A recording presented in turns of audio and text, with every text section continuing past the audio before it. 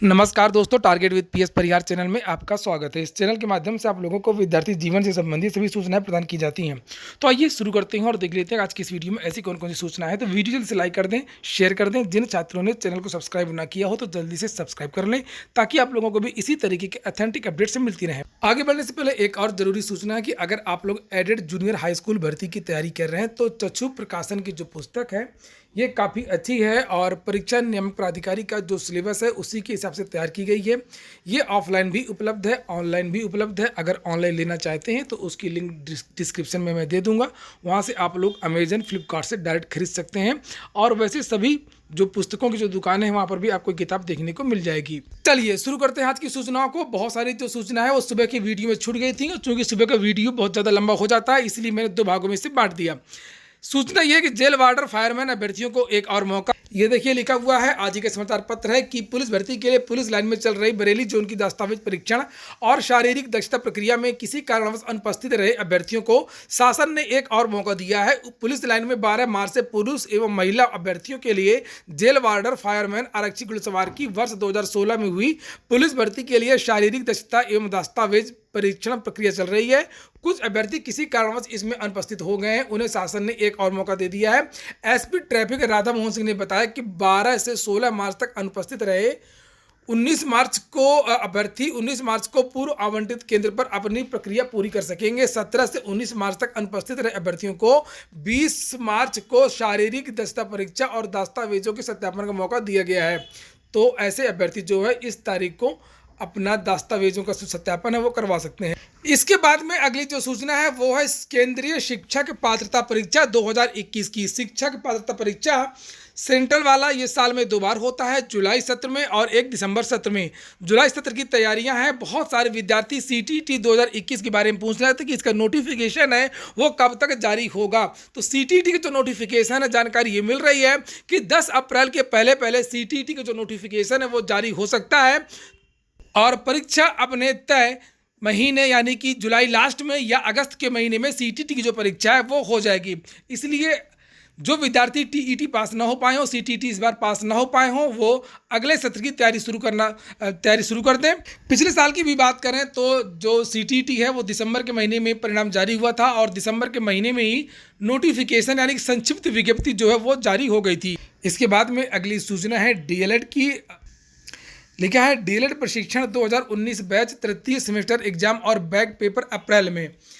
यहाँ पर नीचे लिखा है 2019 बैच के प्रदेश अध्यक्ष प्रभात सिंह व संगठन के अन्य पदाधिकारी और डीएलएड प्रशिक्षु आज दिनांक 18 मार्च यानी कल पीएनपी प्रयागराज में विशाल धरना प्रदर्शन किया गया। धरने में पीएनपी सचिव अनिल भूषण द्विवेदी ने प्रशिक्षुओं को आश्वासन देकर डीएलएड प्रशिक्षुओं को धरने से हटाने की कोशिश की, परंतु डीएलएड प्रशिक्षु धरने में बैठे ही रहे। तभी पीएनपी सचिव ने बताया कि जिन प्रशिक्षुओं का विसंगति के कारण रिजल्ट रुका हुआ है उन प्रशिक्षुओं का रिजल्ट 1 सप्ताह के अंदर आ जाएगा और स्क्रूटनी की जो प्रक्रिया है वो जल्द ही अगले सप्ताह में शुरू कर दी जाएगी और पीएनपी में ही स्क्रूटनी का मूल्यांकन होगा। और जो प्रथम सेमेस्टर प्रमोट मुद्दा अभी कैंसिल नहीं हुआ है और इसमें एससीईआरटी निर्णय लेगा और तृतीय सेमेस्टर एग्जाम की जो तारीख है वो 2 अप्रैल से 10 अप्रैल के बीच में जारी कर दी जाएगी। डीएलएड के समस्त प्रशिक्षु व संगठन के भारी संघर्ष के कारण यह जो परिणाम है पीएनपी सचिव द्वारा बताया गया और डीएलएड सेकेंड सेमेस्टर में 72,000 प्रशिक्षु जिनका बैक पेपर लगा हुआ है उनका भविष्य जो है वो बच जाएगा और बैक पेपर तृतीय सेमेस्टर के साथ ही होगा। इस धरने में मुख्य रूप से डीएलएड संयुक्त प्रशिक्षु मोर्चा 2019 बैच के प्रदेश अध्यक्ष प्रभात सिंह, प्रदेश उपाध्यक्ष धर्मेंद्र सिंह व मंडल संरक्षक देवेश त्रिपाठी के नेतृत्व में विशाल घेराव किया गया। तो ये डीएलएड से संबंधित कुछ महत्वपूर्ण सूचनाएं थी। इसके बाद में जो अगली सूचना है वो है टीजीटी पीजीटी 2021 की।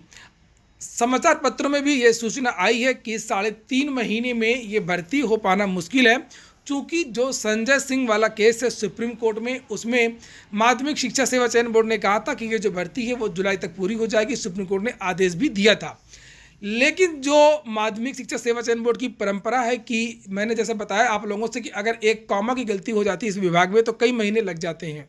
संशोधित विज्ञापन में जब 4 महीने लग सकते हैं जारी करने में, तो 3.5 महीने में ये भर्ती पूरी कैसे हो सकती है, ये सोचने वाली बात है। 4 साल यानी 2016 की जो भर्ती है वो अभी तक पूरी नहीं हो पाई है। जिस भर्ती के इंटरव्यू कराने में 1 साल लग जाते हों, 2016 के इंटरव्यू लगभग 1 साल से हो रहे हैं, अभी वो पूरे नहीं हो पाए हैं।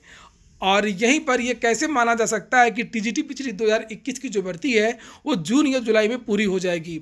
इसी को लेकर के आज भी समाचार पत्रों में बहुत सारी जो सूचनाएं हैं वो आई हैं।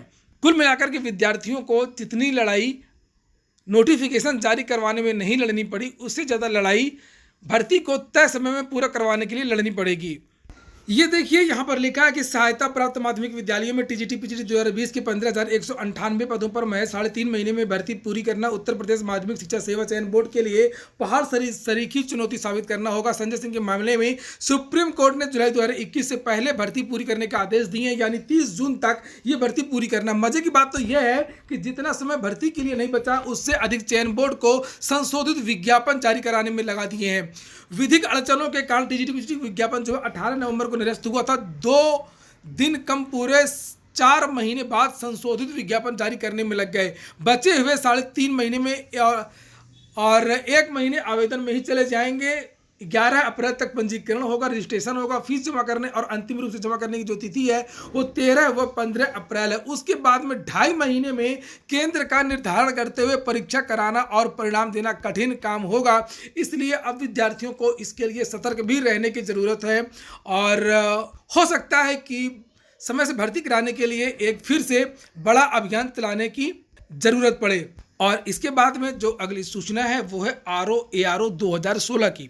RO-ARO 2016 के बारे में बहुत सारे विद्यार्थी लगातार पूछ रहे हैं, क्योंकि RO-ARO 2016 और PCS मेंस 2020 दोनों परिणाम बन करके तैयार हैं, जबकि पहले जो आपका जो परिणाम है वो RO-ARO 2016 का आने वाला है और लगभग पूरी उम्मीद है कि इसी सप्ताह आपका परिणाम जारी हो जाएगा। इसके बारे में मैंने पहले भी वीडियोज़ बनाए हैं कि शुक्रवार तक जो है आपका परिणाम जारी हो सकता है। लेकिन अगर अभ्यर्थन की बात करें तो अभी के तक केवल 20 छात्रों ने ही अपना अभ्यर्थन वापस लिया है, लेकिन जानकारी ये मिल रही है कि लगभग 60 से 70 ऐसे अभ्यर्थी हैं जिनका कहीं ना कहीं ये चयन हो गया है अन्य भर्तियों में, क्योंकि ये 2016 की भर्ती है, ये अभी की तो भर्ती है नहीं है।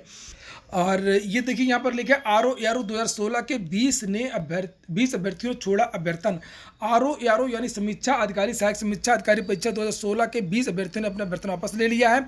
इन अभ्यर्थियों ने इसके लिए उत्तर प्रदेश लोक सेवा आयोग को प्रार्थना पत्र भेजा। सारे अभ्यर्थी मुख्य परीक्षा में शामिल हुए थे, लेकिन उनका चयन दूसरी भर्तियों में हो गया। इससे उन्होंने RO-ARO 2016 से अभ्यर्थन वापस लेने का निर्णय लिया है। बहुत सारे ऐसे भी अभ्यर्थी होते हैं जो केवल ये दिखाने के लिए, ये जताने के लिए अभ्यर्थन वापस नहीं लेते हैं कि वो बता सकें कि हमारा इतनी इतनी नौकरियों में चयन हो चुका था।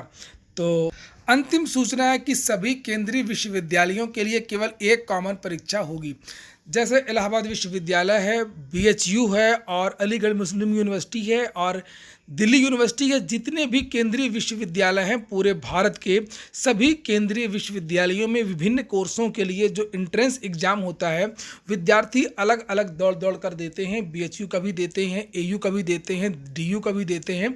इसलिए अब इनके लिए केवल साल में एक एंट्रेंस एग्ज़ाम होगा और विद्यार्थियों से वरीयता पूछी जाएगी और उनके नंबर के आधार पर, प्रेफरेंस के आधार पर विद्यार्थियों को जो विश्वविद्यालय है वो आवंटित कर दिया जाएगा और यह अब अगले सत्र से ही शुरू हो जाएगा।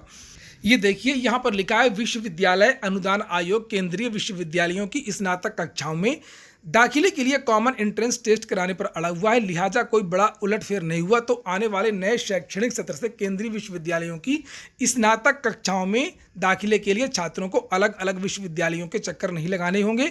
एक ही कॉमन एंट्रेंस टेस्ट के जरिए इन विद्यालयों में प्रवेश मिल सकेगा।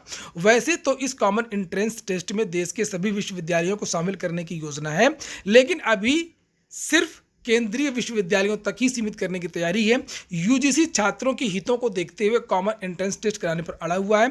हाल ही में केंद्रीय विश्वविद्यालय से इस मुद्दे पर हुई चर्चा में भी UGC ने इसे साफ कर दिया है। तो ये हो गई आज की प्रमुख सूचना है, जैसे कि जेल वार्डर के जो अभ्यर्थी हैं डॉक्यूमेंट वेरिफिकेशन इत्यादि के लिए जो विद्यार्थी अभी तक उपस्थित नहीं हुए या उनको छूट गया है तो उनको एक और मौका दिया गया है। CTET जुलाई सत्र का जो नोटिफिकेशन है वो 10 अप्रैल के पहले जारी हो सकता है और DELED की जो सेमेस्टर एग्जाम इत्यादि हैं वो बहुत जल्दी होंगी। इनकी जो तारीखें हैं वो भी PNPSU द्वारा बता दी गई हैं। TGT PGT 2021 समय से भर्ती पूरा होना मुश्किल है, इसके लिए विद्यार्थियों को एकजुट रहना होगा। हो सकता है कि इसके लिए बड़ा अभियान चलाना पड़े। आरओ एआरओ 2016 का जो परिणाम है वो इसी सप्ताह जारी हो सकता है। सभी केंद्रीय विश्वविद्यालयों के लिए अब अगले सत्र से एक कॉमन एंट्रेंस हो सकता है। ये हो गया आज का वीडियो। पूरा वीडियो सुनने के लिए बहुत बहुत धन्यवाद।